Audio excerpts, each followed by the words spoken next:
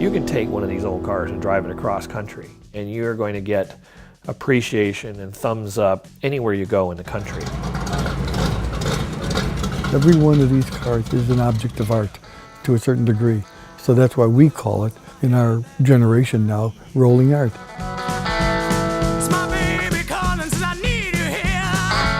I think that Southern California is the Egypt of cars. There's more significant cars down here than any other place in the world. And we're only the keepers of the car temporarily, because it's going to go on to the next generation and the next generation and the next generation.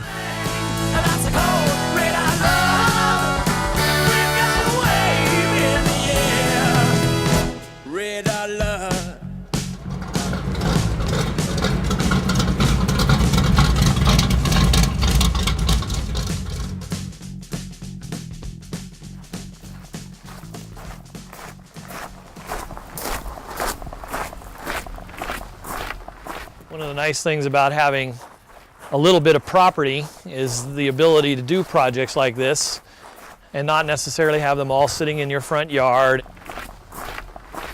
In the restoration process, cars don't look pretty at the beginning. They only look pretty at the end.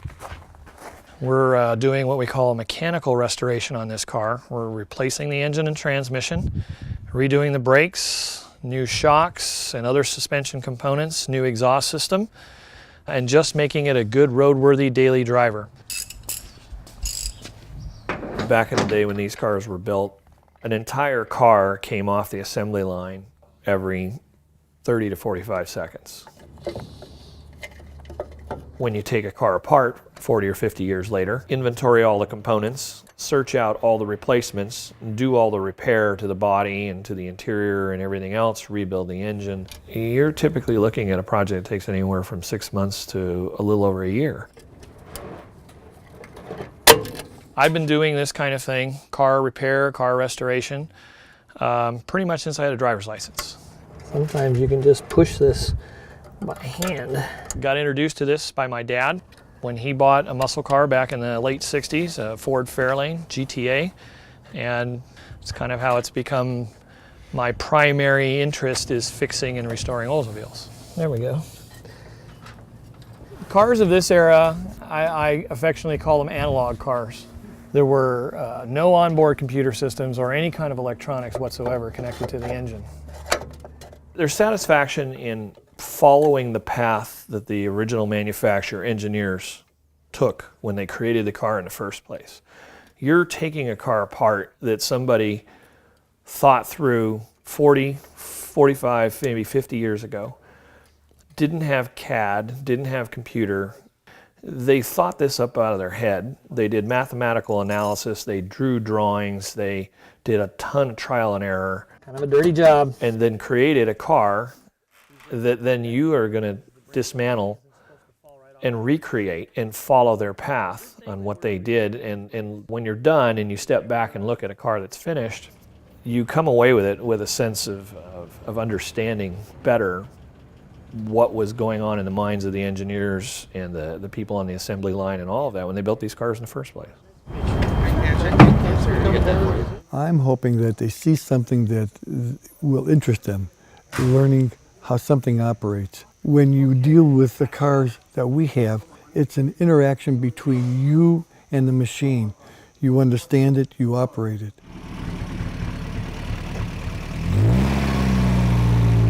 Basically, I'm one of the founders with Stanley Zimmerman. We put the museum together, and we would go places with our kids all the time, and people would come and talk to us, and, oh, that's a nice car. Can we sit in it? Can we, touch it? Yes, sit in it, touch it. This is what the cars are for.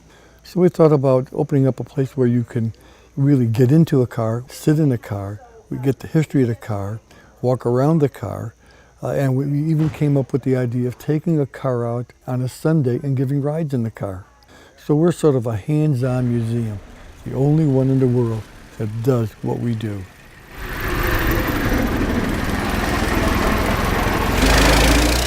I don't see kids in high school wanting to learn to drive ASAP. It doesn't interest them that much as it did my generation and the generations before, to get into a car, to know how the mechanics operated. It was most important to have a car. You took your girlfriend out in it. You met your wife with these kind of cars. You hot rodded them. You handled them. A car to them is a piece of transportation. It's not like points, plugs, and condensers or modifying a manifold. We're just automatically expecting what we have to operate, and if it doesn't work, go get another one. It's sort of like a throwaway society. Anybody that says that they don't make them like they used to, the cars today are better than they've ever been, ever. The first word out of my mouth was car, my mom told me. And I had a fantastic grandfather that always was a car guy. He had a 1966 Ford Galaxy 500 candy apple red 352 Cleveland engine convertible. And he said to me, if you continue being a good boy, Jeff, when you're 16, I'll take you for your driver's license and I'll give you this car. That's exactly what he did. I would say the cars of today, the amenities and reliability are at all-time high. I mean, think about it. All the car manufacturers, they are building amazing cars that, are lasting longer, don't need to be tuned up and so on. The driving experience is more about keeping you comfortable in a car, but just getting you from A to B in the most cost-effective manner. Got it. They probably didn't own a brand new car till they'd been driving for 10 or better years, so they were buying used cars. The world now is much different in that cars are more readily available to people getting their first car. The vehicle itself opened up the nation.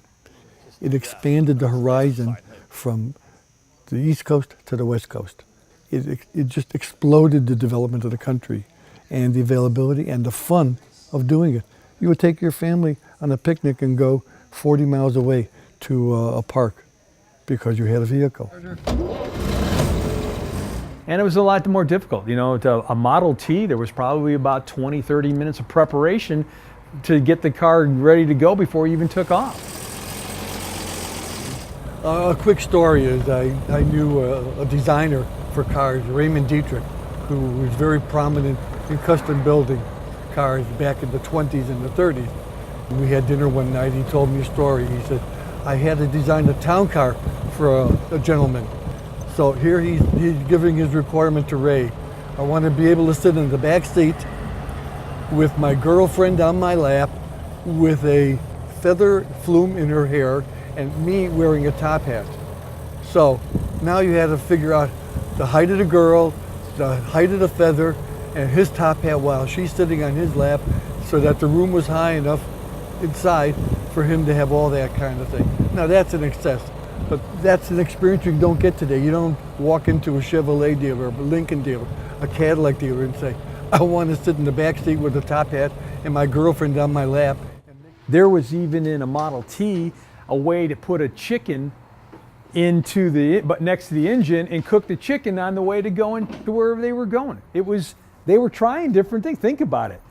You go to a car lot now and it's hard to have your emotions stirred by anything you're looking at to buy.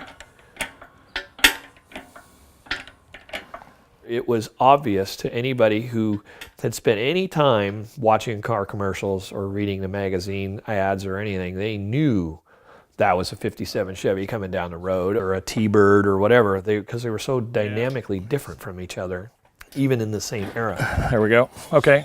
That kind of gets you back to, I want to be seen in it because it's different. It's cool.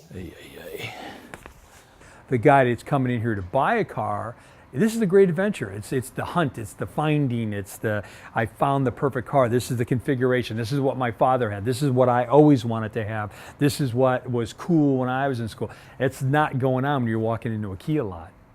Well, cars in the past had different styling, but they had personality. Every car was unique. Today, from my perspective, the cars look like a jelly bean on wheels. The car was about design first and function second. It's the reverse now. It's about function first now and style second. Yep. Keep coming. Okay, hold it. It became an accounting game, a numbers game. The cars were built on platforms.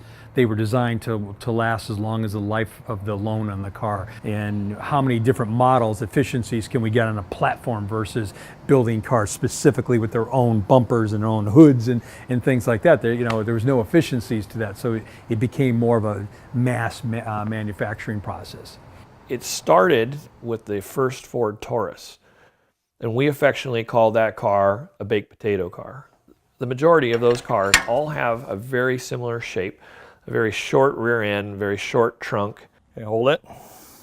But very slab size. Everything is very smooth, no very definitive body lines, very plain Jane looking cars. You could take an old car when I was a kid and sit on the curb, close your eye, and they'd drive by or start, and you could tell by the sound of the engine whether it was a General Motors, whether it was a Ford, whether it was a Chrysler product. They all had their own intrinsic sound. The experience of doing this is totally different.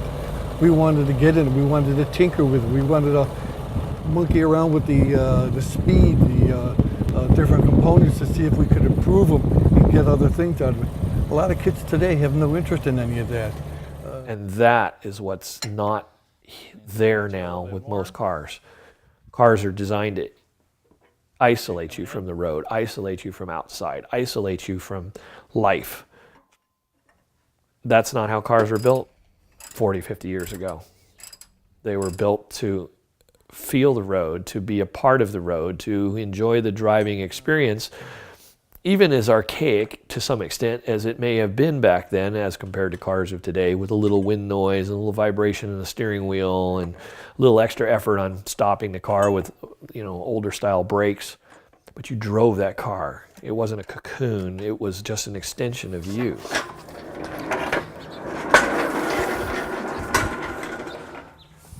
And just like that, engine in a car. So the excitement, the style, the awe of owning a car, of coming home with a brand new car and all your neighbors want to come over and check it out, that's kind of lost now. Alrighty, let's see if this thing can come to life.